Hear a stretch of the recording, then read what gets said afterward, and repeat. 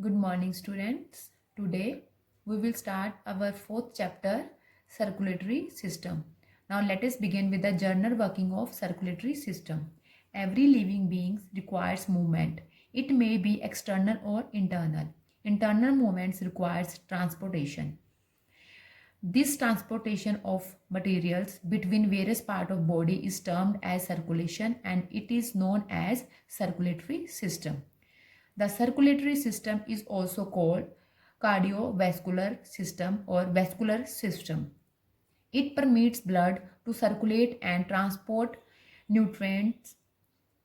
Circulatory system consists of heart, blood, vessels, arteries, capillaries, veins, and fluid, etc. Heart acts as a pumping organ and it is located slightly on the left side of chest. It is of fist size.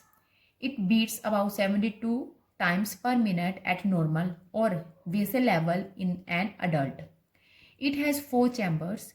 In the upper two parts known as auricles. Here is collection of blood. In lower two chambers known as ventricles, the blood is pumped out. The heart has the ability to respond immediately.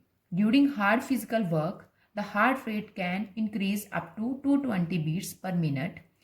The heart of a trained athlete can pump out of 40 liters of blood per minute.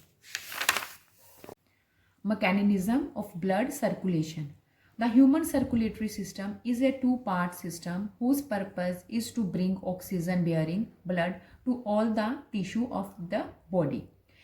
In systemic loop, the blood circulates into the body's system, bringing oxygen to all its organs, structure and tissue and collecting carbon dioxide waste. In the pulmonary loop, the blood circulates to and from the lungs. They release the carbon dioxide and pick up new oxygen. The systemic loop begins when oxygen-rich blood coming from the lungs enters the upper left chamber of the heart. As the chamber fills, it presses the mitral valve and the blood flows down into left ventricle. When the ventricles contract during a heartbeat, the blood of the left side is forced into the aorta. The blood leaving the aorta brings oxygen to all the body's cells through the network of arteries and capillaries. The used blood from the body returns to the heart through the network of veins. All of the blood from the body is collected into the two largest veins, superior vein cava and inferior vein cava. Both vein cava empty the blood into the right atrium of the heart. From right atrium, the blood descends into the right ventricles through the tricuspid valve. When the ventricles contract, the blood is pushed into the pulmonary artery that branches into two parts, one to left lungs and one going to right lungs. The fresh oxygen-rich blood returns to the left atrium of the heart through the pulmonary veins. The contraction of the heart muscles pushes the blood into the ventricles. Then the valves of the ventricles squeeze together and it forces the blood into the arteries. Afterwards, heart muscles relaxed, allowing the blood to flow in veins and fill the arteria again. The normal heart is about 72 beats per minute, but it can go much higher during strenuous exercise. Important term. Heart rate. It is the number of contraction pumping of heart in 1 minute. It is about 72 times per minute in normal condition in an adult. Stroke volume. It is the volume of blood pumped out by heart in one beat. It is approximately 80 ml beat in normal adult and trained player have 110 ml beat as stroke volume.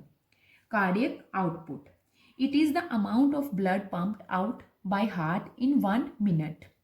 It is 5-6 5 to 6 liters at vessel level. In untrained person, it can go up to 20 liters, whereas in trained athlete, it can go up to 40 liters. Blood pressure. It is the force excreted by blood on the walls of blood vessels while it is moving through them. It is of two types, systolic and diastolic. Systolic. It is the upper or higher pressure of blood excreted on the wall of blood vessels while traveling. It is during the contraction of heart. It is the 120 Hg in the normal adult. Diastolic. It is the lower pressure of heart while traveling. It is during the relaxation of heart. It is a 80 in normal adult. Now student, this much is enough. Thank you.